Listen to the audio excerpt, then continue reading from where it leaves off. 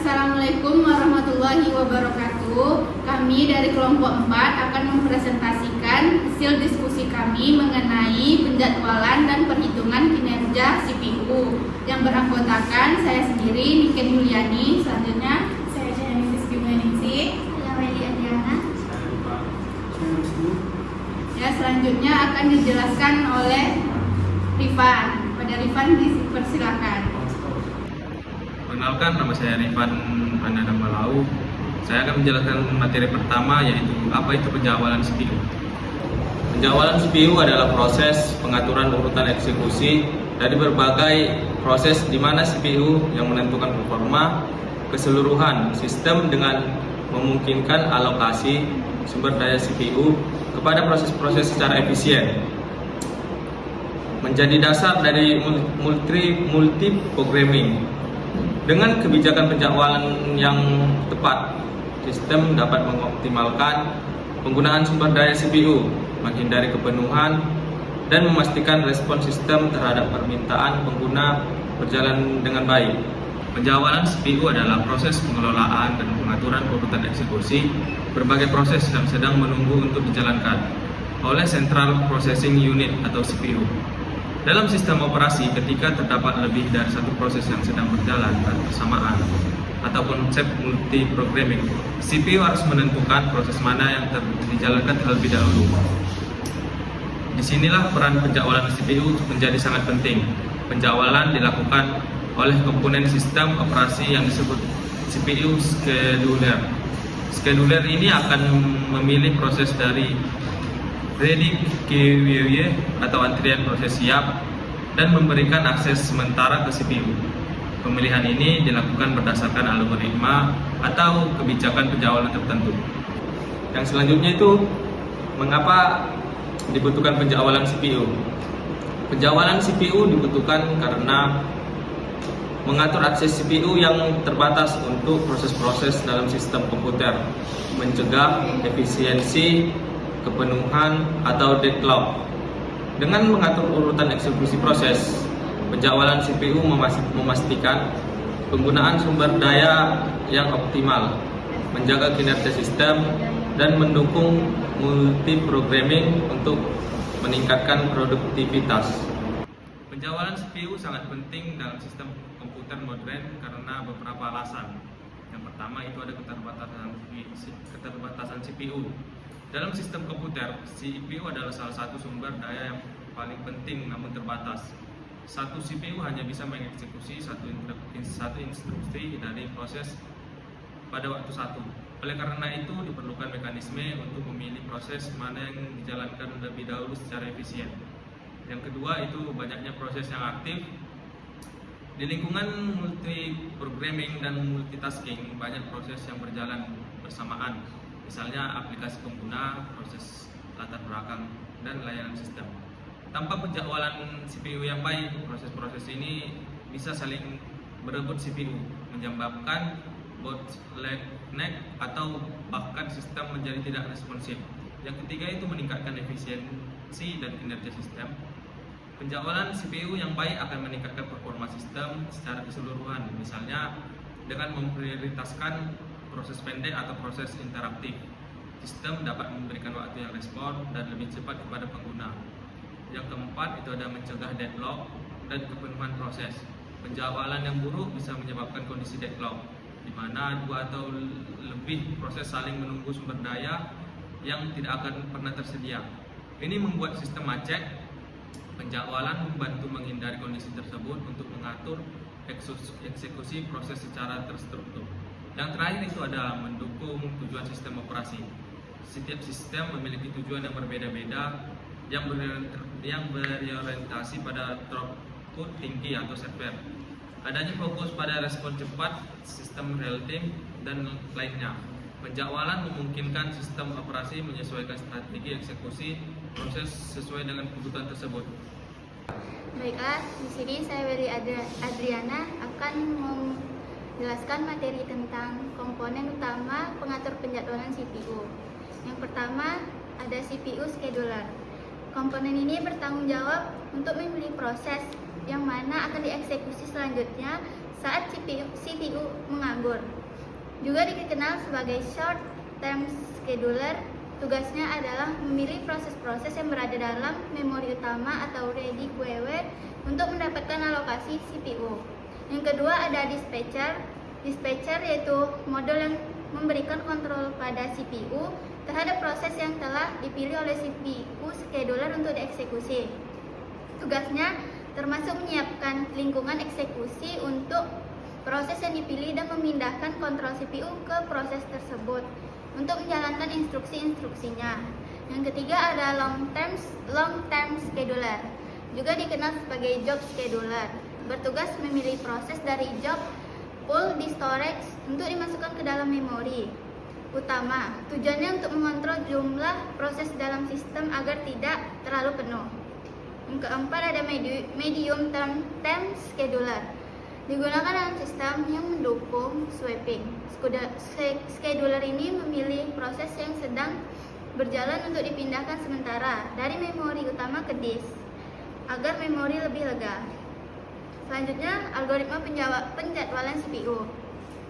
Penjadwalan CPU menyangkut penentuan proses-proses yang ada dalam ready queue yang akan dialokasikan pada CPU. Terdapat beberapa algoritma penjadwalan CPU seperti FCFS atau first come first served. Yang kedua ada shortest job next atau SJN. Yang ketiga ada round robin atau RR, dan yang keempat ada priority scheduling.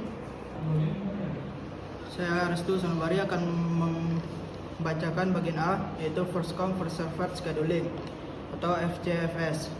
Proses pertama kali ini meminta jatah waktu untuk menggunakan CPU akan dilayani terlebih dahulu.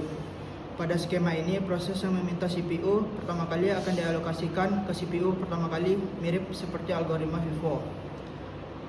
Di sini saya akan membacakan gambarnya. Kita mempunyai 5 proses, yaitu P1, P2, P3, P4, dan P5.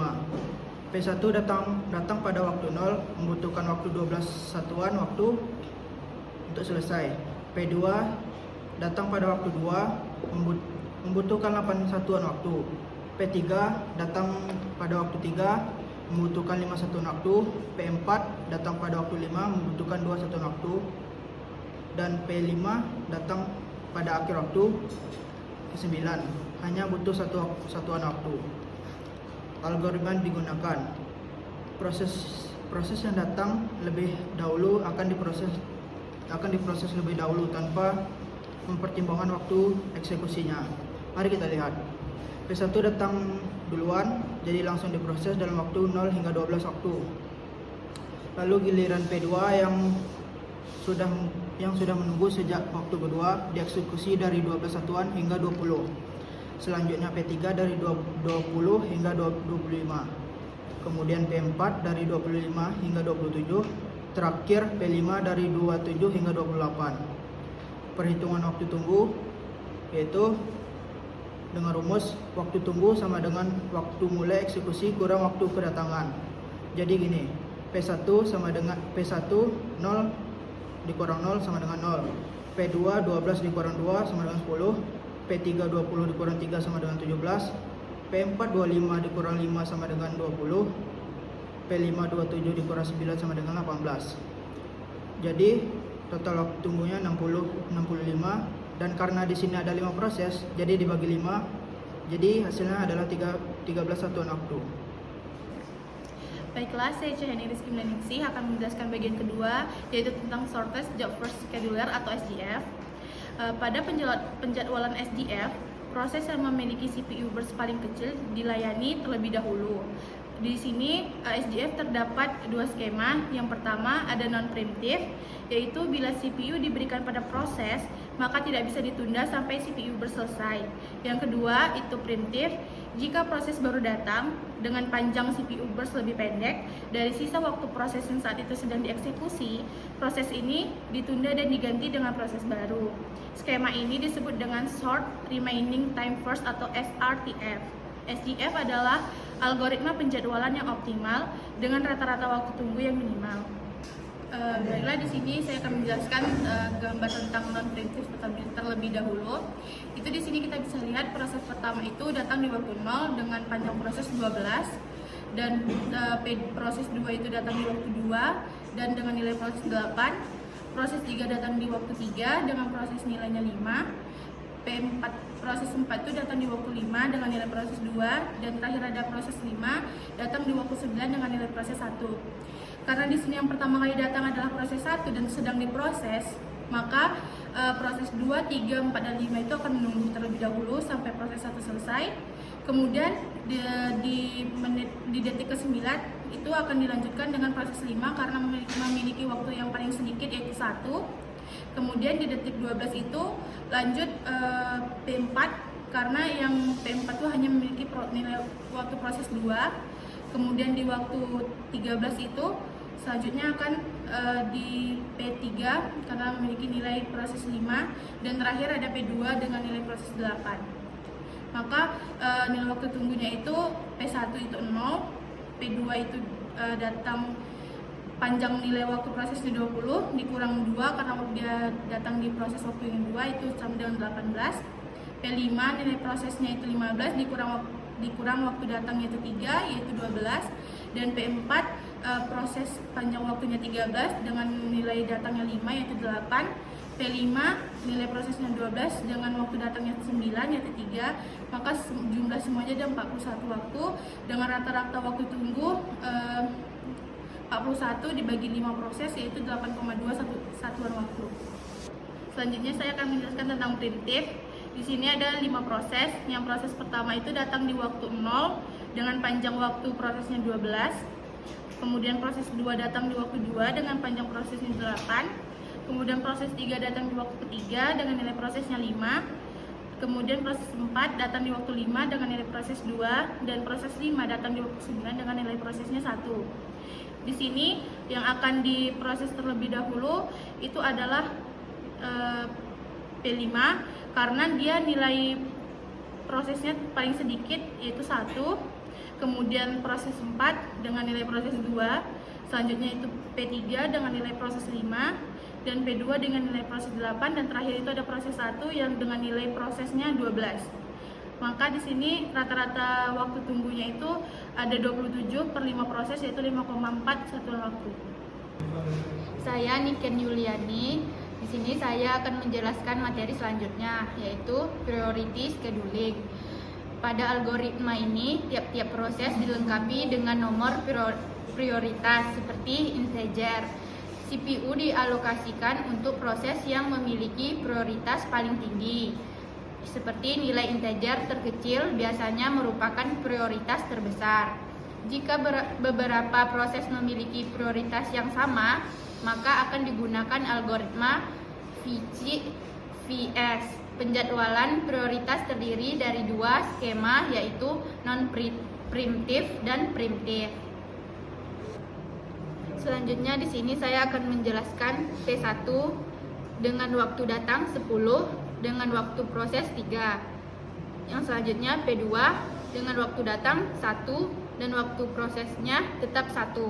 P3 waktu datangnya 2 dan waktu prosesnya 3. P4 waktu datangnya 1 dan waktu prosesnya 4. P5 waktu datangnya 5 dan waktu prosesnya 2. Di sini waktu tunggu P1 adalah 6, P2 adalah 0, P3 adalah 16, P4 adalah 18, dan P5 adalah 1. Rata-rata waktu 6 ditambah 0 ditambah 16 ditambah 18 ditambah 1 dan dibagi 5 sama dengan 8,2 satuan waktu. Selanjutnya saya akan menjelaskan round robin scheduling. Di sini algoritma time sharing merupakan konsep dasar dari algoritma round robin, mirip dengan VCVS tetapi bersifat primitif. Tetapi proses diberi waktu CPU yang disebut waktu kuantum untuk membatasi waktu proses. Biasanya ini 1 sampai 100 milidetik. Jika proses selesai lebih cepat dari waktu kuantum, CPU akan segera digunakan oleh proses lain. Namun, jika proses memiliki CPU burst lebih besar dari waktu kuantum, Proses akan dihentikan setelah waktu kuantum dan mengantri kembali pada ready queue. CPU kemudian menjalankan proses berikutnya. Selanjutnya di sini ada P1, waktunya 24, P2 3, P3 3. Waktu tunggu P1 adalah 6, P2 4, P3 7. Kemudian rata-rata waktu tunggu 6 ditambah 4 ditambah 7 dan dibagi 3 sama dengan 5,66 satuan waktu. Sekian dari presentasi kami. Jika ada kesalahan dan kekurangan kami mohon maaf. Kami akhiri dengan Assalamualaikum warahmatullahi wabarakatuh.